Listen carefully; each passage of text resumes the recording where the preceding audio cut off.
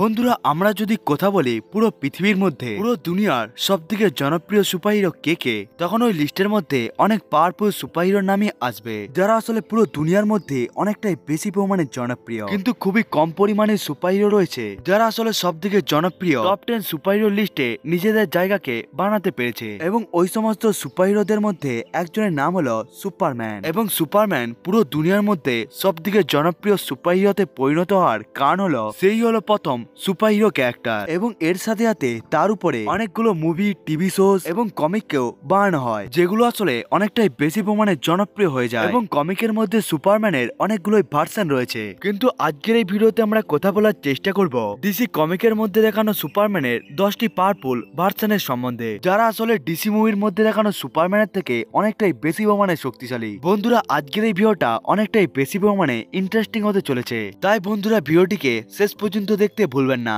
বন্ধুরা ভিডিওটিকে শুরু করার আগে আমি আপনাদেরকে বলে দিই যে আপনারা যদি এই চ্যানেলে নতুন এসে থাকেন তাহলে চ্যানেলটিকে সাবস্ক্রাইব করবেন এবং ভিডিওটা ভালো লাগলে লাইক করতেও ভুলবেন না। বন্ধুরা যেই ভার্সন অফ সুপারম্যানটি আমাদের লিস্টের নাম্বার 10 এ রয়েছে সেটি হলো কিংডম কামের সুপারম্যান। বন্ধুরা কিংডম কাম কমিকের মধ্যে আমাদেরকে ভার্সন অফ জাস্টিস লিগের মেম্বারকে আমাদেরকে দেখানো হয় এবং জাস্টিস লিগের সমস্ত সুপারহিরোই রিইউনাইটেড হয়ে যায় সুপার ভিলেনদের সাথে লড়াই করার জন্য। এবং এখানে আমরা যে সুপারম্যানকে দেখতে পেয়েছিলাম সেও আসলে অনেকটাই বেশি পরিমাণে বুড়ো হয়ে গিয়েছিল, এবং এই সুপারম্যানকে তার রিটায়ারমেন্ট থেকেও ফেরত নিয়ে আসা হয়েছিল। এবং এরপরে সুপারম্যানকে খুবই একটি কুল স্যুট দেওয়া হয়। বন্ধুরা এখানে আপনারা অনেকেই মনে করতে পারেন যে এই সুপারম্যানটি আসলে অনেকটাই বেশি পরিমাণে ওল্ড, এই জন্য সে আসলে অনেকটাই বেশি পরিমাণে দুর্বল হবে, কিন্তু আসলে এটি নয়। আসলে সুপারম্যানের ডি এক্সেলারেটেড এজিং এবং তার সাথে সানের কন্টাক্ট তাকে সাহায্য করেছিল তার আগের সমস্ত পাওয়ার এবং এবিলিটিকে ইনক্রিজ করার জন্য। এবং এই স্টোরি লাইনের মধ্যে সুপারম্যান নিজেকে প্রুভ করে দিয়েছিল age is a just a number. বন্ধুরা যেই ভার্সন অফ সুপারম্যানটি আমাদের এই লিস্টের নাম্বার 9 এ রয়েছে সেটি হলো ওয়েলস জর্ডের সুপারম্যান। আসলে যখন অরিজিনাল সুপারম্যানের ডেথ হয়ে গিয়েছিল তখন ওয়েলসের সুপারম্যানের পরিবর্তন হয়ে যায় আর্থ 2 এর, এবং ওয়েলস জর্ড বড় হয়ে যাওয়ার পর সেও সুপারম্যানের মতোই ক্রাইমের বিরুদ্ধে লড়াই করতে থাকে। কিন্তু ওয়েল আসলে একটি অ্যাগোরাফোবিক ছিল, অর্থাৎ সে ওপেন পেসকে রেখে অনেকটাই বেশি প্রমাণে ভয় পেয়ে যেত, কিন্তু এরপরেও সে নিজের এই ভয়কে ওভারকাম করে দিয়েছিল এবং এরপরে সে অনেকটাই বেশি প্রমাণে পাওয়ারফুল একটি সুপারম্যানেও পরিবর্তন হয়ে যায়। এবং ওয়েলের কাছে সেই সমস্ত ধরনের বেসিক পাওয়ার এবং এবিলিটি ছিল যেটি আসলে একটি সুপারম্যানের কাছে হয়ে থাকে। এসব ছাড়া ওয়েল অনেকটাই বেশি প্রমাণে ইন্টেলিজেন্টও ছিল, এমনকি সে ইনক্রেডিবলি অনেকটাই বেশি পরিমাণে স্মার্টও ছিল, এবং তার যে ইন্টেলিজেন্টি ছিল সেটি আসলে কালেল অর্থাৎ রিয়েল সুপারম্যানের থেকেও বেশি ছিল, এবং এটি তাকে অ্যাডভান্টেজ দেয় কোনো ক্যারেক্টারের সাথে লড়াই করার জন্য। বন্ধুরা এবার আসা যাক পরবর্তী সুপারম্যান ভার্সনের কাছে। নাম্বার 8 এ রয়েছে আমাদের কাছে গ্র্যান্ড মরসন অল টাইম সুপারম্যানের সুপারম্যান ভার্সন। এবং এই সুপারম্যানের মধ্যে আসলে অনেকটাই বেশি পরিমাণে ইন্টারেস্টিং জিনিস ছিল, এবং এই সুপারম্যানটি আসলে যখন অ্যাস্ট্রোনটকে একটি সূর্যের কাছ থেকে বাঁচিয়ে নিয়ে আসে তখন সুপারম্যানের সেলগুলো অনেকটাই বেশি পরিমাণে দ্রুতভাবে গ্রো হতে থাকে, যার ফলে সুপারম্যানের ক্যানন বুস্টগুলো শক্তিশালী হওয়ার সাথে সাথে শরীরের মধ্যে একেবারে ক্যান্সারও হয়ে যায়। এবং এই ভার্সন অফ সুপারম্যানটি নিজের শেষ ফেজে ছিল, এবং এই পুরো স্টোরি লাইনের মধ্যে সুপারম্যানের পাওয়ার এবং এবিলিটি আগের থেকে ইনক্রিজ হতেই থাকে, এমনকি সুপারম্যানটি মৃত্যুর অনেকটাই কাছে এসে গিয়েছিল। এবং এই সুপারম্যানের কাহিনীটি অনেকটাই বেশি পরিমাণে ইমোশনাল এবং অসাধারণ ছিল। বন্ধুরা এবার আসা যাক পরবর্তী সুপারম্যানের কাছে। নাম্বার 7 এ রয়েছে আমাদের কাছে Superman with dark side form. আসলে এই স্টোরি লাইনের মধ্যে হয়েছিল এই যে কাল-এল অর্থাৎ সুপারম্যানের মাতা পিতা সুপারম্যানকে রকেট থেকে তো লঞ্চ করে দেয়, কিন্তু কাল-এল কখনোই পৃথিবীর মধ্যে আসতে পারেনি, বরং কাল-এল পৌঁছে যায় অ্যাপোক্লিপস প্ল্যানেটের মধ্যে। এবং এরপরে ডিসি ইউনিভার্সের সবথেকে পাওয়ারফুল সুপার ভিলেন ডার্কসাইড তার দেখাশোনা করতে থাকে। ডার্কসাইড আসলে সুপারম্যানকে এমন ভাবে তৈরি করেছিল যার ফলে সুপারম্যান পরিবর্তন হয়ে যায় ওয়েপন অফ ডিস্ট্রাকশনে। এবং এই ভার্সন অফ সুপারম্যানটি অনেকটাই বেশি পরিমাণে ইভেল ছিল, এবং এই সুপারম্যানের মধ্যে আসলে 1% হিউম্যানিটি ছিল না। বন্ধুরা আসলে এই সুপারম্যানটি ব্লু এবং রেড কালারের স্যুটকে পরতো না, এই সুপারম্যানটি ব্ল্যাক এবং রেড কালারের স্যুটকে ব্যবহার করে থাকতো, এবং এর ইভেল নেচারের জন্য এই সুপারম্যানটি অনেকটাই বেশি পরিমাণে ডেডলি হয়ে যায়, এবং এই সুপারম্যানটিও আসলে অনেকটাই বেশি পরিমাণে পাওয়ারফুল ছিল। এবার আসা যাক পরবর্তী সুপারম্যান ভার্সনের কাছে। নাম্বার 6 এ রয়েছে আমাদের কাছে বিজারাস সুপারম্যান। বন্ধুরা এটি আসলে সুপারম্যানের একটি ক্লোন ছিল যার কাছে আসলে সুপারম্যানের সমস্ত ধরনেরই পাওয়ার এবং এবিলিটি ছিল এবং এই ক্লোনটি আসলে সুপারম্যানের অপোজিট ভার্সন ছিল এবং সুপারম্যানের পুরো স্কিনই একেবারে সাদা ছিল এবং সুপারম্যানের এই ইমেজটি একটি মিরর ডাইমেনশনের হওয়ার কারণে সুপারম্যানের এই স্কিনকে দেখতে এতটা সাদা হতো। এমনকি এই সুপারম্যানটি নিজের চোখ দিয়ে আইস ব্রিথকে শুট করে থাকতো। এমনকি এই সুপারম্যানটি এনার্জিকেও অ্যাবজর্ব করতে পারত এবং এই উইজার্ড ও সুপারম্যানটি অনেকবারই ডিসি কমিকের মধ্যে সুপারম্যানের উপর ভারী পড়েছিল। বন্ধুরা এবার আসা যাক পরবর্তী সুপারম্যান ভার্সনের কাছে, নাম্বার 5 আল্ট্রাম্যান। বন্ধুরা এই ভার্সন অফ সুপারম্যানের খুবই একটি ইন্টারেস্টিং কথা ছিল এবং এই সুপারম্যানটি বিলং করত আর্থ 3 থেকে, যেটি আসলে আর্থ 2 হয়ে থাকতো। বন্ধুরা আল্ট্রাম্যান আসলে সুপারম্যানের বিপরীত ছিল, যেখানে সুপারম্যান সবসময় হিউম্যানিটি এবং মানুষদেরকে সাহায্য করত। অন্যদিকে এই প্ল্যানেটের সমস্ত সুপারহিরোই আসলে একটি সুপার ভিলেন ছিল এবং এই সমস্ত সুপার ভিলেনের মধ্যে সবথেকে বেশি পরিমাণে ইভেল ছিল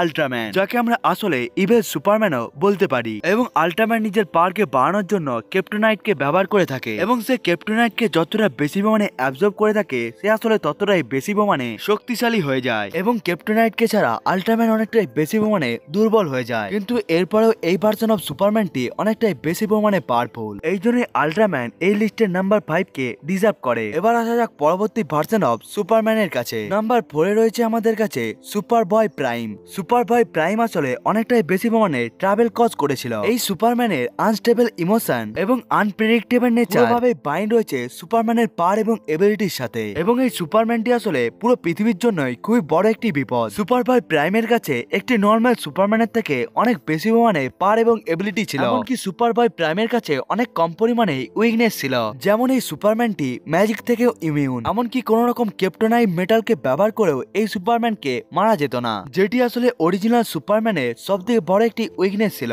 এবং এই সুপারম্যানকে হারানোর একটি মাত্রই পদ্ধতি হলো সুপারম্যানের পুরো বডি থেকেই সোলার রেডিয়েশনকে ড্রেন করে নেওয়া, কিন্তু এরপরেও সুপারবয় প্রাইমকে মারা যেত না। বন্ধুরা এবার আসা যাক পরবর্তী সুপারম্যানের ভার্সনের কাছে, নাম্বার 3 তে রয়েছে আমাদের কাছে সিলভার রে সুপারম্যান। এই ভার্সন অফ সুপারম্যানটি আসলে অনেকটাই বেশি পরিমাণে পুরনো এবং যখন পুরো পৃথিবীর মধ্যে কোনো সুপারহিরোই অতটা বেশি পরিমাণে জনপ্রিয় ছিল না তখনের সময়েও এই সুপারম্যানটি অনেকটাই বেশি পরিমাণে জনপ্রিয় ছিল।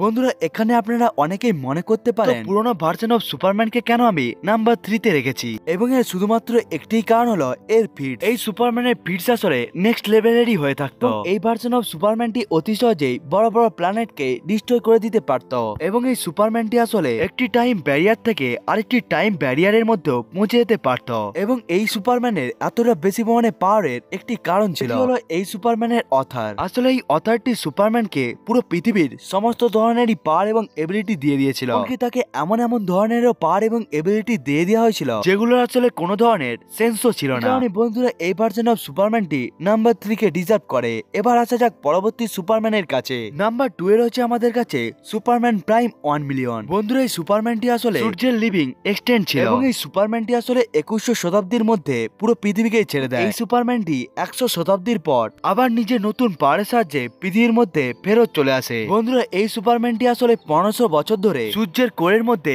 বসবাস করছিল এবং এই সুপারম্যানটি যখন আবার পৃথিবীর মধ্যে ফেরত চলে এসেছিল তখন আসলে তার কাছে এতটাই বেশি পরিমাণে পাওয়ার এবং এবিলিটি এসে গিয়েছিল যার কাছে নর্মাল সুপারম্যান কয়েক সেকেন্ডের জন্য টিকতে পারবে না। এবং এই ভার্সন অফ সুপারম্যানের ফিটসও অনেকটাই বেশি পরিমাণে অসাধারণ ছিল। ডিসি কমিকের মধ্যে এই সুপারম্যানের ভার্সনের পাওয়ার এবং এবিলিটিকে আমাদেরকে ভালোভাবে দেখানো হয়নি, এমনকি ডিসি কমিকের মধ্যে এই সুপারম্যানকে অনেকটাই কম পরিমাণে দেখানো হয়েছিল।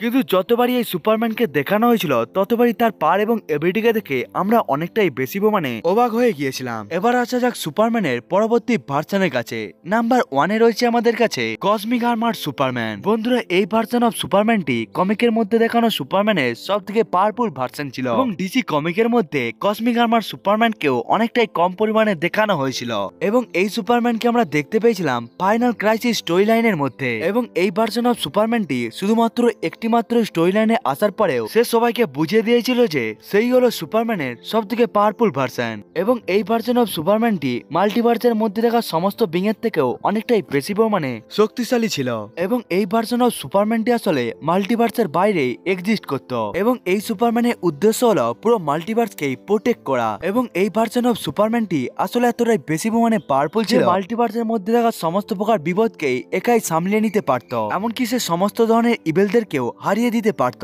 এই সুপারম্যানটি আসলে একটি মেশিন হলেও সুপারম্যানের সমস্ত ধরনেরই পাওয়ার এবং এবিলিটি ছিল এবং এই ভার্সন অফ অফ সুপারম্যানটি আসলে অতি সহজে নিজের হাতের সাহায্যে ইউনিভার্সকে তুলে নিতে পারত।